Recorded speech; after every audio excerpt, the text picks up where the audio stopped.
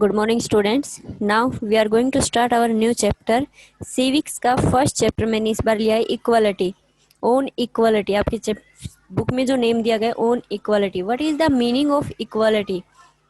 Equal word आप लोगों ने सुना होगा। इक्वल इक्वल मीन्स एक जैसा, समानता। इक्वलिटी मतलब होती है समानता सभी लोगों में हर तरह, चाहे वो रिलीजन बेस पर हो, कास्ट बेस पर हो, जेंडर बेस पर हो, सभी लोगों में समानता होना ही इक्वालिटी है। सबसे पहले चैप्टर में क्या क्या मेन पॉइंट है? Meaning of equality, base of inequality. Inequality यानी कि असमानता किस किस बेस पर होती है, एंड यूनिवर्सल अडल्ट फ्रेंचाइज। ये एक रूल है जो हमारे कॉन्स्टिट्यूशन में लिया गया है, universal adult franchise. First of all, what is the meaning of equality? The term equality means the state of being the same, especially in status, rights or opportunities. इसका मीनिंग हुआ equality का कि सभी लोग, सभी स्टेट्स में सब कुछ आ जाता है, सभी लोग स्पेशली अपने स्टेटस को लेकर या उनके जो राइट्स है वो, और उनको समान अवसर मिलना, हर किसी को समान अवसर मिलना इक्वलिटी कहलाता है। कि किसी के भी साथ चाहे कोई गवर्नमेंट जॉब निकलती है तो उसको लेकर किसी कास्ट बेस पर या रिलीजन बेस पर उससे किसी तरह का कोई भेदभाव नहीं किया जा सकता है, वो हर किसी के लिए एक जैसी रहती है। इक्वल राइट टू वोट, जैसे फॉर एग्जाम्पल इसमें राइट जो हमें मिला हुआ है वोटिंग का राइट, वो राइट्स मीन्स अधिकार, तो वो राइट सभी लोगों को इक्वल मिला हुआ है जिनकी एज 18 या 18 से अबाउ है उन लोगों के लिए। अब चाहे वो व्यक्ति कोई गरीब व्यक्ति हो, भीख मांगने वाला व्यक्ति हो, या फिर हमारा इंडिया का रिचेस्ट पर्सन क्यों ना हो, सभी की वोट की वैल्यू सेम होती है और सभी को ये अधिकार दिया गया है। तो ये हमारा इक्वल राइट टू वोट है। राइट जो है वो वोटिंग का राइट दिया गया है। India is a democratic country where all adult, India जो है डेमोक्रेटिक कंट्री है, सबको पता है democratic means rule of public. तो यहाँ पर ऑल अडल्ट जिनकी एज 18 या 18 से अप है, that is people who are 18 and above are allowed to vote irrespective of religion. सभी लोगों को वोटिंग का राइट्स दिया गया है या उनको वोट डालने के लिए अलाउ किया गया है। किस बेस पर भेदभाव नहीं किया गया उनके साथ? Irrespective of religion, caste, education level and financial status. ये चाहे किसी व्यक्ति का कैसा भी क्यों ना हो, पर वोटिंग राइट सबको दिया जाता है इस बेस पर। ना तो किसी रिलीजियन, अगर अलग अलग रिलीजियन के है तो ये नहीं कह सकते कि वोटिंग का राइट नहीं मिलेगा, या कास्ट उसकी अलग है, या एजुकेशन लेवल कोई अनपढ़ व्यक्ति है या पढ़ा लिखा, वोटिंग का राइट सबको दिया गया। फाइनेंशियल स्टेटस मतलब कि कुछ चाहे कोई पुअर हो, गरीब हो, उसको भी, और एक रिचेस्ट पर्सन को भी वोटिंग का राइट्स दिया गया है। This is as you know called the universal adult franchise. और इसी हमारे अधिकार को, राइट टू वोट के जो राइट्स है, हमें अधिकार है, उसको यूनिवर्सल अडल्ट फ्रेंचाइज कहा जाता है। And is an essential component of all democracies. और ये एक बहुत इंपॉर्टेंट पार्ट है डेमोक्रेसी का, कि जिन जिन कंट्रीज में डेमोक्रेटिक गवर्नमेंट पाई जाती है वहां पर ये राइट सभी को दिया गया है। अदरवाइज डेमोक्रेसी कंट्रीज जो है वो, उनका कोई मीनिंग नहीं रह जाएगा अगर वहां पर यूनिवर्सल अडल्ट फ्रेंचाइज जो रूल है वो नहीं अपनाया गया है। इट मीन्स क्या हुआ कि सभी को वोटिंग का राइट्स दिया जाता है। Next one, there are many challenges faced by the poor people in India in exercising the integral part of democracy mentioned above. The challenge are, काफ़ी बार डेमोक्रेटिक गवर्नमेंट है हमारे यहाँ पर, पब्लिक का रूल चलता है, बट फिर भी लोगों को काफ़ी सारे चैलेंज जो है वो उनका सामना करना पड़ता है। अब वो कौन कौन से हैं? सभी जगह नहीं, कुछ लोगों को। Attending work, since they are a part of the unorganised sector, they are hired and fired at the whims and finances of their employees. Hence, they have to work at any cost so that they can make ends meet. इसका मतलब काफ़ी सारे जो है, जो private जो organisations होती हैं, जो अनऑर्गेनाइज सेक्टर्स मतलब प्राइवेट सेक्टर्स जो होते हैं, जहाँ पर ये रूट्स जो है, क्योंकि प्राइवेट सेक्टर पर गवर्नमेंट जो जॉब के अकॉर्डिंग गवर्नमेंट सेक्टर्स में जो रूल चलते हैं वहाँ पर वो रूल्स नहीं चलते हैं, फाइनेंशियली भी नहीं। क्योंकि वैसे तो गवर्नमेंट के रूल है कि हर व्यक्ति दिन में सिर्फ 8 घंटे ही काम करेगा, वर्किंग आवर हमारे यहाँ पर डिसाइड है कि 8 आवर, बट प्राइवेट आप देखो, प्राइवेट सेक्टर्स में काम करने वाले लोग 10 से 12 घंटे तक काम करते हैं, तो वहाँ पर वो रूल लागू नहीं हो रहा, क्योंकि वो प्राइवेट सेक्टर है, तो वहाँ पर जो उसका ओनर है वो अपनी चलाता है। तो काफ़ी बार लोगों को ये सभी चीज़ों का सामना करना पड़ता। Attending to the root emergency family responsibilities, और फैमिली की जो रिस्पॉन्सिबिलिटीज़ हैं उसके लिए भी कि काफ़ी बार क्या है, गवर्नमेंट काफ़ी सारी फैसिलिटीज़ अवेलेबल करवाती है बट लोगों तक वो सब कुछ पहुंच नहीं पाता है, तो उसकी वजह से भी लोगों को काफ़ी सारे चैलेंजेस का सामना करना पड़ता है। The above challenge make them doubt whether they are really equal. अगर ये सब कुछ हम बात करें, इतना सब कुछ होते हुए भी हम कह सकते हैं कि हमारे देश में इक्वलिटी पाई जाती है। अदर काइंड ऑफ इनइक्वालिटी, और दूसरी भी है जिससे देश में असमानता फैलती है। The common form of inequality are based on, normally जो इनइक्वालिटी असमानता यानी कि लोगों में जो भेदभाव पाया जाता है किस बेस पर पाया जाता है, कास्ट सिस्टम एंड रिलीजियन। और ये हम अपने आसपास भी देख सकते हैं, सब जगह पाया जाता है कास्ट सिस्टम, यानी कि उसकी जाति क्या है और उसका धर्म क्या है, इसके आधार पर लोगों से भेदभाव किया जाता है। कास्ट बेस्ड इनइक्वालिटी कैसी होती है? In rural India we are identify with our caste and we have experienced the caste system that is prevalent at a very young age. Even in urban India's caste system is there. In this autobiography Jhuthan, Sri Om Prakash Valmiki, who is a Dalit writer, has revealed the treatment meted out to him because of his caste, the kind of discrimination and cruelty he had faced including. देखो यहाँ पर जो rural area है वहाँ पर आपको caste system बहुत ज़्यादा देखने को मिल जाएगा, क्योंकि जाति के नाम पर लोगों से बहुत ज़्यादा भेदभाव किया जाता है। अगर कोई लोअर कास्ट से बिलोंग करने वाला है, जैसे हरिजन जो होते हैं या फिर ये जो गटर वगैरह साफ करने वाले लोग होते हैं, इनको हम लोग लोअर कास्ट के मानते हैं कि लोअर कास्ट के हैं, गरीब हैं, तो अपने घर में कभी गटर साफ करने वाले को घर में बुलाकर उसको कभी पानी दिया है, खाना खिलाया, ऐसा कोई नहीं करेगा। उनको दूर दूर से अगर वो पानी भी मांगते हैं तो उनके खुद के किसी बर्तन में डाल के दे देते हैं। तो ये क्या हुआ, कास्ट के ऊपर लोगों से भेदभाव करना हुआ। सिटी एरिया में भी ऐसा ही होता है। वैसे ही ओम प्रकाश वाल्मीकि जो कि खुद एक दलित थे, दलित मतलब लोअर कास्ट से बिलोंग करने वाले थे, उन्होंने अपनी एक बुक लिखी थी जिसका नाम या जिसका टाइटल झूठन था। झूठन मतलब किसी का झूठा लेना।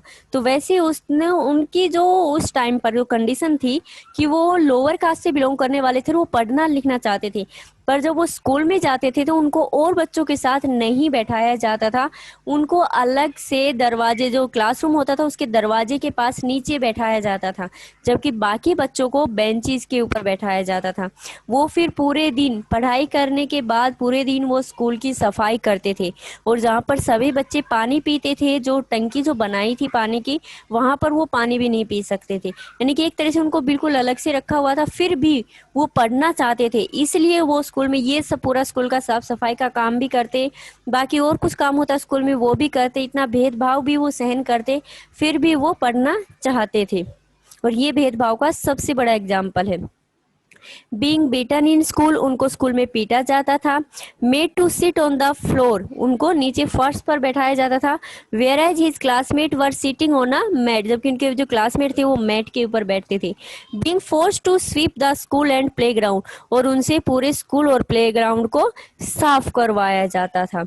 दलित क्या है? Dalit is a term the so called lower caste, Dalit एक टर्म है जो लोअर कास्ट वालों के लिए एक नाम दिया गया है। जैसे हम लोग हरिजन मानते हैं, तो वैसे हरिजन जो कास्ट वाले उनको एक नाम दे दिया हरिजन, वैसे ही जो लोअर कास्ट वाले उनको एक दलित नाम दे दिया गया है। Address themselves, Dalit means broken, Dalit का मतलब होता है ब्रोकन, टूटने वाला। And by using this word the lower caste are pointing out to how they were and continue to be discriminated against, और ये इस बात को पॉइंट आउट करता है कि वो किस तरह से लोग उनको तोड़कर या उनके साथ भेदभाव करके उनको अंदर से तोड़ते हैं, उनका जो खुद का जो सेल्फ रेस्पेक्ट है उसको लोग किस तरह से ब्रोकन करते हैं, तोड़ते हैं। नेक्स्ट है based on religion, religion base पर किस तरह से भेदभाव किया जाता है। The discrimination based on religion has to be faced by people in some situations like taking a house on rent, getting admission in school etc। देखो यहाँ पर भी कि रिलीजन बेस पर किस तरह से भेदभाव किया जाता है। हम लोग सोचते हैं कि हमारी गवर्नमेंट सबके लिए इक्वल करती है, गवर्नमेंट इक्वल करती है, बट हम लोग उन लोगों के साथ एक जैसा व्यवहार नहीं करते हैं। जैसे इसमें जो एग्जांपल दिया है रेंट के ऊपर, like taking a house on rent, इस जो चैप्टर में एक स्टोरी दी गई है, इसमें नहीं है पीपीटी में, बट वैसे इसमें एक स्टोरी है कि इसमें एक मुस्लिम फैमिली होती है जो कि एक घर ढूंढ रही होती है रेंट पर, उनको रहने के लिए रेंट पर एक घर चाहिए। बट वो जहाँ भी लेने के लिए जाते हैं वहाँ पर जब उनसे पूछा जाता है कि वो किस रिलीजन से रिलेटेड है, तो उनको वो घर नहीं दिया जाता है, क्योंकि वो लोग जो हिंदू लोग हैं वो मुस्लिम लोग को अपना घर रेंट पर नहीं देना चाहते हैं, क्योंकि मुस्लिम लोग कैसे होते हैं, नॉन वेजिटेरियन होते हैं, तो वो अपने घर पर नहीं चाहते कि वो एक मुस्लिम परिवार को अपने यहाँ जगह दे जो उनके घर में नॉन वेजिटेरियन खाए। तो इस बेस पर उनके साथ जो है वो भेदभाव किया जाता है। दूसरे स्कूलों में, स्कूलों में तो आपने देखा है जो सांप्रदायिक जो स्कूल होते हैं, या तो जो मुस्लिम स्कूल होते हैं, क्रिश्चियन होते हैं, हिंदुओं के भी अलग से होते हैं, तो वहाँ पर दूसरी जो रिलीजियन है वहाँ के बच्चों को एडमिशन नहीं दिया जाता है, तो ये एडमिशन टाइम पर भी होता है। Apart from caste and religion the other base of discrimination, इन ये तो दो मेन बेस हैं जो आपको सब जगह, कि थोड़ा बहुत सब जगह आपको इन रिलीजन बेस और कास्ट बेस जो है लोगों के साथ डिस्क्रिमिनेशन मिल जाएगा। उसके अलावा भी the class we come from and gender, जी आप किस क्लास से आते हैं, यानी कि आपका बैकग्राउंड कैसा है उसके आधार पर, और जेंडर के आधार पर, जेंडर मीन्स मेल और फीमेल में। Discrimination in any form hurt our dignity, किसी भी बेस पर अगर किसी के साथ डिस्क्रिमिनेशन मीन्स भेदभाव, अगर किसी भी के भी साथ कहीं पर कोई भेदभाव किया जाता है तो वो उसके आत्मविश्वास को जो है वो ठेस पहुंचाता है, क्योंकि हमें गिल्ट के हमें बुरा लगता है जब कोई हमारे साथ भेदभाव करता है। तो everyone deserve the same respect, क्योंकि हर कोई डिजर्व करता है क्या, कि रेस्पेक्ट उसकी सेम होनी चाहिए। And dignity as anyone's as, कि दूसरों को अगर हम रेस्पेक्ट करते हैं तो हम भी सामने वाले की अगर हम रेस्पेक्ट कर रहे हैं तो उसका भी फर्ज है कि वो भी हमें रेस्पेक्ट दे, हम डिजर्व करते हैं क्योंकि हम भी उसकी रेस्पेक्ट कर रहे हैं, क्योंकि सामने वाले को जो अधिकार मिले हुए हैं वही अधिकार हमें भी मिले हुए हैं। Equality in Indian democracy, Indian democracy में इक्वालिटी कैसे है। The Indian constitution recognise every person as equal, हमारे कॉन्स्टिट्यूशन में, हमारा जो संविधान है उसमें रिकॉग्नाइज कर दिया गया है कि सभी व्यक्ति समान है। It means that every individual in the country belonging to any caste, religion, tribes, economic और एजुकेशनल बैकग्राउंड इज इक्वल, उन्होंने हर किसी के लिए अलग अलग इंडिकेट किया है कि हर व्यक्ति चाहे वो किसी भी कास्ट से हो, रिलीजन से हो, उसका इकोनॉमिक जो स्टेटस कैसा भी हो, एजुकेशनल है या नहीं, एजुकेटेड है या नहीं है, बट सभी लोग कॉन्स्टिट्यूशन के आइज में, यानी कि कॉन्स्टिट्यूशन के जो हमारे रूल्स रेगुलेशंस हैं वो सब पर इक्वली लागू होंगे। This does not guaranteed any elimination of equal inequality, यहाँ पर किसी के साथ भी असमानता नहीं की जाती है। But now there are many laws, but काफ़ी सारे ऐसे भी कानून बने हुए हैं that seek to ensure that people are treated equally and with dignity, कि वो इंश्योर करते हैं कि उन लोगों के साथ इक्वलिटी का जो है व्यवहार किया भी जा रहा है या नहीं। जैसे इसमें एक दिया है provision in the constitution, article 15, article 15 जो है हमारा, जिसमें राइट्स जो दिया गया है उसके अकॉर्डिंग है, राइट टू इक्वलिटी 14 टू 18, हमारा 14 टू 18 तक राइट टू इक्वलिटी आता है। फर्स्ट राइट्स, 6 राइट्स हमें मिले हुए हैं, उनमें से हमारा फर्स्ट वन है राइट टू इक्वलिटी, और उसी में 14, आर्टिकल 14 से 18 तक इंक्लूड है उसमें।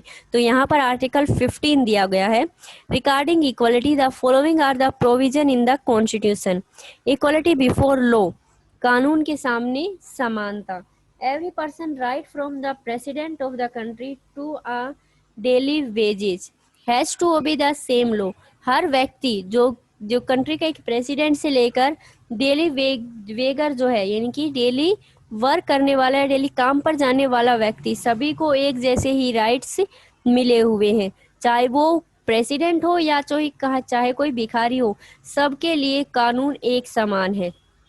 No discrimination based on caste, class, religion, gender, race, place of birth, किसी से भी किसी भी बेस पर उससे भेदभाव नहीं किया जा सकता है। Equal access to public places, और जो भी पब्लिक प्लेसेस है, इट मीन्स जो गवर्नमेंट के जो प्लेसेस है, जो गवर्नमेंट के अंडर में, वहाँ पर वो सबके लिए इक्वल है, वहाँ पर किसी भी व्यक्ति के साथ किसी तरह का भेदभाव नहीं किया जा सकता है।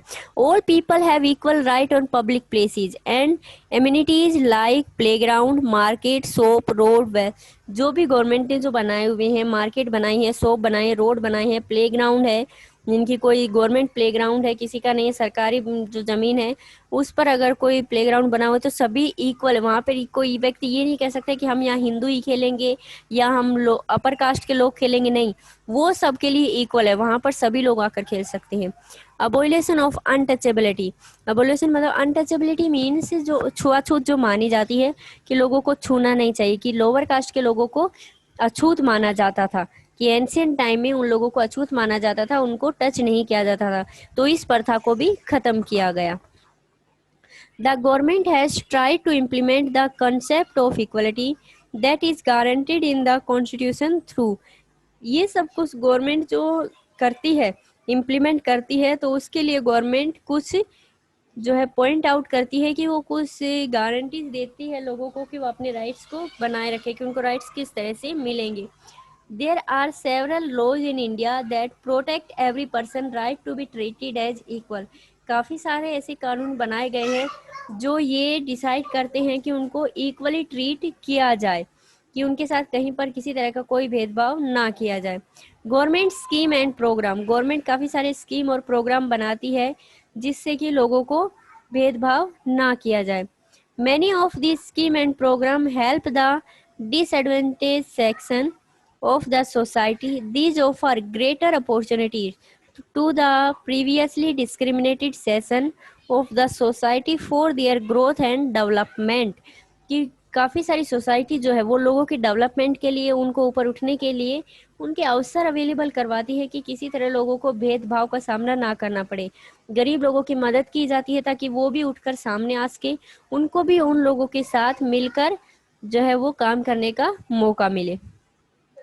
नेक्स्ट है इक्वलिटी। इक्वलिटी किस किस बेस पर की जाती है?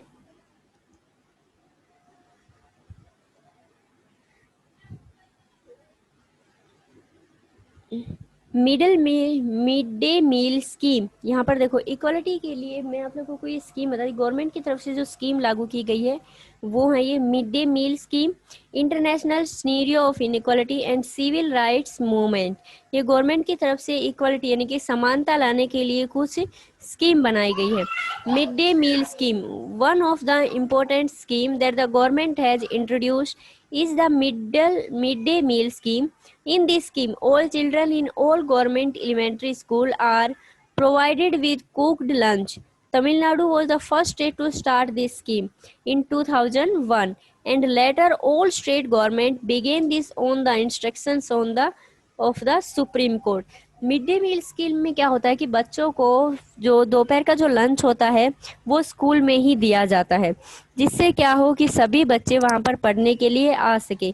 और ये जो स्कीम गवर्नमेंट ने जो है लागू की स्कूलों पर, सबसे पहले तमिलनाडु के जो स्टेट है हमारा, उसने 2001 में इस स्कीम को लागू किया। बाकी उसके बाद धीरे धीरे सभी स्टेट में सुप्रीम कोर्ट ने जब ऑर्डर दिया तो सभी स्टेट में इसको लागू कर दिया गया था। बट ये सिर्फ गवर्नमेंट स्कूल्स के लिए थी, ना कि प्राइवेट स्कूल के लिए। गवर्नमेंट स्कूल में बच्चों को दोपहर का जो लंच होता है हमारा, वो बच्चों को फ्री दिया जाता है स्कूल में ही। Benefit of mid day meal scheme, government की स्कीम से क्या बेनिफिट हुआ? Increase attendance in school, more and more students have started enrolling and attending school because of this scheme। देखो इसकी वजह से ज़्यादा बच्चे अब स्कूल में आने लगे। गवर्नमेंट चाहती भी यही थी कि जो गरीब बच्चे जो पढ़ लिख नहीं सकते हैं, यानी कि वो अपने खाने के लिए इधर उधर भीख मांगते हैं या कोई छोटा मोटा काम करते हैं, जब उनको खाना स्कूल में ही दिया जाएगा तो वो स्कूल में आएंगे। तो क्या था कि बच्चों को एजुकेट किया जाए, इसलिए उन्होंने मिड डे मील स्कीम लगाई कि ज़्यादा से ज़्यादा बच्चे स्कूल में आएंगे, कि कम से कम वो चाहे पढ़ने लिखने ना सही, पर उनको ये तो है कि वो एक टाइम का खाना तो वहाँ खाएंगे आराम से। और इसी जो है लालच में वो बच्चे स्कूल में आएंगे और कुछ तो पढ़े लिखेंगे, उनको पढ़ना लिखना तो नॉर्मली आ ही जाएगा। अनइंटरप्टेड वर्क फॉर मदर, उनकी मदर्स के लिए भी कि उनको मदर्स को भी, दोनों पॉइंट है इसमें कि मदर को भी, अब एक माँ को भी अपने बच्चे के खाने की इतनी टेंशन नहीं होगी, उसके खाने के लिए उसको इधर उधर जो है कमाना नहीं पड़ेगा। अब ये वहाँ पर जो काम करने वाले, जो मिड डे मील कुक करने वाले हैं, वो उन लोगों में भी गरीब लोगों को ही रखा जाता था ताकि उनको भी काम करने का मौका मिले, उनको भी कुछ रुपए कमाने का मौका मिल जाए, जिसकी वजह से उनको भी फायदा हो सके। रिडक्शन इन कास्ट प्रिजुडिसी, और कास्ट बेस पर जो भेदभाव किया जाता है वो भी खत्म हो गया, क्योंकि यहाँ पर जो खाना, अब गवर्नमेंट स्कूल में तो सभी कास्ट के बच्चे आते हैं, सभी रिलीजन के बच्चे आते हैं, तो वहाँ पर जो खाना पकाने वाली वो नॉर्मली दलित वोमेन्स होती थी, जो गरीब वोमेन होती थी वो खाना पकाती थी और फिर सभी बच्चे मिलकर खाते थे। इट मीन्स क्या हुआ कि वहाँ पर कोई कास्ट सिस्टम नहीं देखा जाता, कोई रिलीजन नहीं देखा जाता, सब बच्चे साथ में मिलकर खाना खाते थे। तो वहाँ पर क्या हुआ, कास्ट सिस्टम और रिलीजन जो सिस्टम है उसमें कमी आई। बेटर कंसंट्रेशन इन स्टडी, और बच्चों को स्कूल में ज़्यादा खाना मिल रहा है, वो अब भूखे नहीं रहेंगे, तो अपने स्टडी के ऊपर भी वो ज़्यादा कंसंट्रेट कर पाएंगे। In spite of introduction of such scheme, there continue to be different in the kind of school that rich children and poor children attend. What is required is a change in mindset of the people where nobody feel that the other person is inferior to him. अब ये scheme लागू करने की वजह से सब बच्चे, चाहे कोई अपर कास्ट का हो, लोअर कास्ट का हो, चाहे कोई कैसा भी हो, गरीब हो अमीर हो, सब बच्चे एक साथ स्कूल भी अटेंड करेंगे, एक साथ मिलकर खाना खाएंगे, एक साथ मिलकर अपना सारा काम करेंगे, तो क्या होगा, बच्चों में जो भावना होती है, भेदभाव की भावना, वो कम हो जाएगी, और यही गवर्नमेंट चाहती थी। According to Shri B R Ambedkar the father of the Indian constitution, doctor Bhimrao Ambedkar, जिन्होंने father of the constitution, Indian constitution के फादर कहे जाते हैं, जनक, उन्होंने ही इंडियन कॉन्स्टिट्यूशन को लिखा था। उन्होंने कहा है, nothing is more disgraceful for a brave man than to live a life devoid of self respect, कि ये जरूरी नहीं है कि कोई व्यक्ति अपनी सेल्फ रेस्पेक्ट को खोकर यहाँ पर किस तरह से रहेगा, कि सभी व्यक्तियों को अपना सेल्फ रेस्पेक्ट होना चाहिए।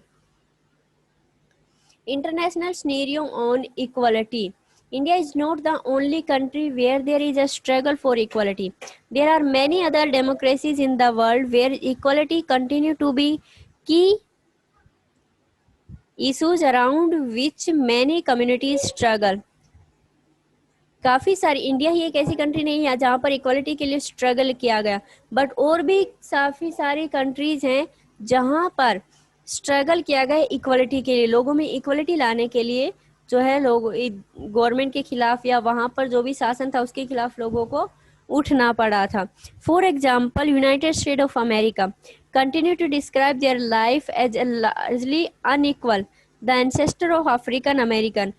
एग्जाम्पल यहाँ पर अमेरिका का दिया है, क्योंकि अमेरिका में जो अफ्रीकन जो लोग थे, अफ्रीकन अमेरिकन जो वहाँ के एंसेस्टर थे पुराने, वो ब्लैक कलर के होते थे, और अभी जो अमेरिकन लोग हैं वो बिल्कुल फेयर कलर के हैं, जिसकी वजह से लोगों में भेदभाव होता था। जैसे बराक ओबामा पहला ब्लैक मैन था जो पहला अमेरिका का प्रेसिडेंट बना था, उससे पहले वहाँ पर बहुत ज़्यादा भेदभाव की होता था कलर के ऊपर, गोरे और काले के बीच में। तो उस भेदभाव को वहाँ पर स्ट्रगल के थ्रू लोगों ने काफ़ी स्ट्रगल किया, मूवमेंट किए, तब जाकर ये जो है वो इक्वलिटी वहाँ पर आई थी।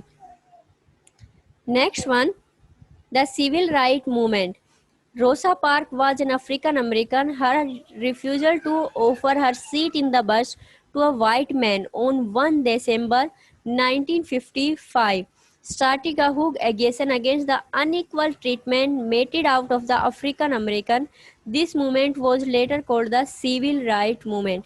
ये अमेरिका की हिस्टोरी है, जो वहाँ पर ब्लैक एंड वाइट का जो भेदभाव चल रहा था उसमें, कि वहाँ पर रोसा पार्क नाम की एक अफ्रीकन वुमेन थी जो कि बस में बैठी हुई थी सीट पर, बट वहाँ पर इतना भेदभाव था कि अगर कोई वाइट व्यक्ति अगर बस में चढ़ता था तो जो ब्लैक लोग जो सीट पर बैठे हुए थे उनको खड़ा होना पड़ता था। और ऐसा ही उस अफ्रीकन अमेरिकन वुमेन के साथ हुआ, क्योंकि वो खुद ब्लैक थी, जिसकी वजह से जब वाइट पर्सन जो चढ़ा तो उसको अपनी सीट जो थी वो खाली करनी पड़ी। जब उसने विरोध किया तो उसके साथ मारपीट की गई। तो उन्होंने उस टाइम पर इस जो अनइक्वलिटी का जो भेदभाव का जो ये चल रहा था लोगों में, उसके खिलाफ आवाज़ उठाई, और उस टाइम पर उन्होंने जो मूवमेंट स्टार्ट किया उसको नाम दिया गया civil right movement, the civil right act 1964। और इसी बेस पर ये एक नया जो है कॉन्स्टिट्यूशन, नया एक रूल बना, prohibited discrimination on the base of race, religion और national origin, stated that all school would be open for African American children. ये एक अफ्रीकन अमेरिकन जो भेदभाव था वो लिया गया उसके अकॉर्डिंग, कि वहां पर जो अफ्रीकन अमेरिकन और अमेरिकन लोगों में जो भेदभाव चल रहा था उन भेदभाव को कम किया गया। वो भेदभाव ब्लैक एंड वाइट बेस पर था और इतना ज़्यादा था कि वहां पर अमेरिका में वाइट एंड ब्लैक का भेदभाव, कि वाइट लोगों के स्कूल अलग होते थे, ब्लैक लोगों के स्कूल अलग, बस स्टैंड सब लोगों के अलग होते थे, पार्क भी अलग अलग होते थे, सब कुछ अलग अलग होते थे। तो इतना ज़्यादा भेदभाव था, तो इस भेदभाव को ख़त्म करने के लिए वहाँ काफ़ी सारा स्ट्रगल किया गया था। चैलेंज ऑफ डेमोक्रेसी, डेमोक्रेसी के सामने क्या क्या चैलेंज है? No country can be discriminated as being completely democratic. There are many communities and individual persistently pushing for greater recognition of equality in existing and new sphere। काफ़ी सारे ऐसे भी countries, किसी भी कंट्री, कोई ऐसी कंट्री नहीं है डेमोक्रेटिक कंट्री जिसको किसी ना किसी चीज़ के लिए जो है वो स्ट्रगल ना कम करना पड़ा हो। कम्प्लीटली अगर डेमोक्रेटिक बनना है तो उनको स्ट्रगल करना ही पड़ा। जैसे अपने देश में भी इक्वलिटी नहीं थी, ब्रिटिशर्स थे हमारे ऊपर रूल करते थे तो वो हम लोगों के साथ बहुत ज़्यादा भेदभाव करते थे। तो हमने भी इक्वलिटी लाने के लिए, अपना साम्राज्य लाने के लिए उनके अगेंस्ट में आवाज़ उठाई और जिसकी वजह से हमें फ्रीडम मिली। ये नीचे कुछ की वर्ड्स दिए गए हैं जो कि आपको अपनी नोटबुक में नोट डाउन करने हैं। Okay, thank you.